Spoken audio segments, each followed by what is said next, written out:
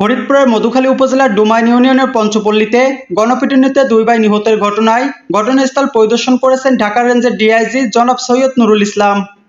21 April রবিবার তিনি পঞ্চপল্লী সরকারি প্রাথমিক বিদ্যালয় সংলগ্ন কালী মন্দিরটি পরিদর্শন করেন। এ সময় তিনি কালী মন্দিরের রক্ষণাবেক্ষণ করার দায়িত্বে থাকা তপতির সঙ্গে কথা বলেন।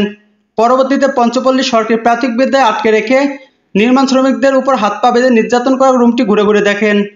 পরে তিনি সাংবাদিকদের প্রশ্নের জবাবে বলেন, আইন সবার জন্য সমান, আইন তার নিজস্ব গতিতেই চলবে, যে অপরাধ করুক না কেন তাকে খুঁজে বের করা হবে, বিচারের আওতায় আনা হবে। ভদ্রমহিলা যে স্টেটমেন্টগুলো আমাদের কাছে দিলেন বা ইতিপূর্বেও দিয়েছেন, তিনি বলছেন সন্ধ্যা 6:30টার সময় তিনি সন্ধ্যাবাতি দিয়েছেন, দিয়ে মন্দির থেকে একটু সামনে দিয়ে গেছিলেন।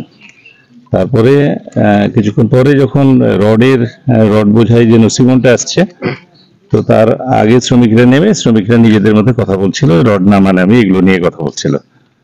তো ওইরকম টাইমই বা তার কিছুক্ষণ আগে হয়তো মন্দিরের ভিতরে যে প্রতিমার শরীরে যে বস্ত্র ছিল সেই বস্ত্রের ভিতরে আগুন লাগে।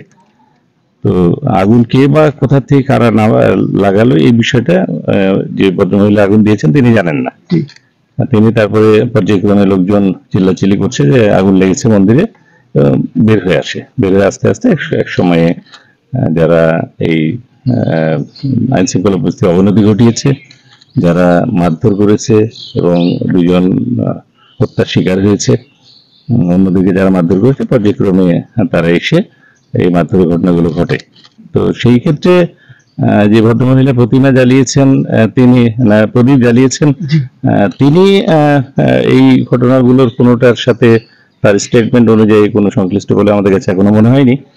তবে একটা বিষয় আমরা নিশ্চিত করে বলতে পারি যে আইন সবার জন্য সমান, এবং বাংলাদেশ হচ্ছে সকল নাগরিকের জন্য সমান আচরণ করে বাংলাদেশ সরকার, এবং সরকারের যতগুলো আইন আছে এদেশের সকল নাগরিক যে ধর্মের হোক না কেন সবার জন্য সমান।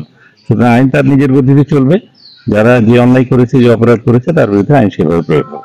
বিভিন্ন মহলের দাবি হচ্ছে যে তাকে যখন প্রশ্ন করা হয় তাই তিনি বিভিন্ন প্রশ্ন এড়িয়ে যাচ্ছেন। তো তার দিকে হচ্ছে হলো সকলে একটু মানে দাবি যে তাকে আইনি আওতায় যদি এনে তাকে যদি প্রশ্ন করা হতো তাহলে বোধহয় বিভিন্ন রহস্য বের হয়ে আসতো। এই ব্যাপারে যদি আপনি একটু বলতেন। না, রহস্য বের করার জন্য আমাদের মেকানিজম আছে, এবং আমাদের যারা ইনভেস্টিগেশনের সাথে আছেন তারা অলরেডি কাজ শুরু করেছেন এবং বেশ কিছু দূর এগিয়েছে। তো সুতরাং রহস্য উন্মোচনের যে প্রাথমিক যে দ্বারগুলো সেগুলো উন্মোচিত হয়েছে এবং ধীরে ধীরে আমরা আগাচ্ছি, আমরা শেষ প্রান্তে ইনশাল্লাহ পৌঁছাবো আমরা ইনভেস্টিগেশনে। সেই ক্ষেত্রে এই ভদ্রমহিলা যে আমাদের কাছে স্টেটমেন্ট দিচ্ছেন, আমার কাছে দিলেন, এবং ইতিপূর্বেই আমাদের অফিসাররা যারা বলছেন, তিনি ফ্রম দ্য ভেরি বিগিনিংই পুলিশকে এবং আদার্স থেকে সহযোগিতা করছেন, তার কাছে যে যা জিজ্ঞাসা করছে সেটা তিনি দিচ্ছেন।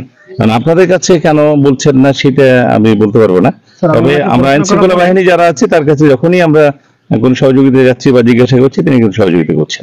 এই সময় তার সঙ্গে আরো উপস্থিত ছিলেন ফরিদপুরের পুলিশ সুপার মোহাম্মদ মোর্শেদ আলম, রাজবাড়ী police super GM Abul Kalam Azad, সহকারী police super Madhukhali circle Mohammad Mizanur Rahman, Madhukhali থানার ভারপ্রাপ্ত কর্মকর্তা মোহাম্মদ মিরাজ হোসেন, মধুখালী থানার ওসি তদন্ত শফিউল আলম সহ পুলিশের অন্যান্য কর্মকর্তা এবং সাংবাদিকবৃন্দ।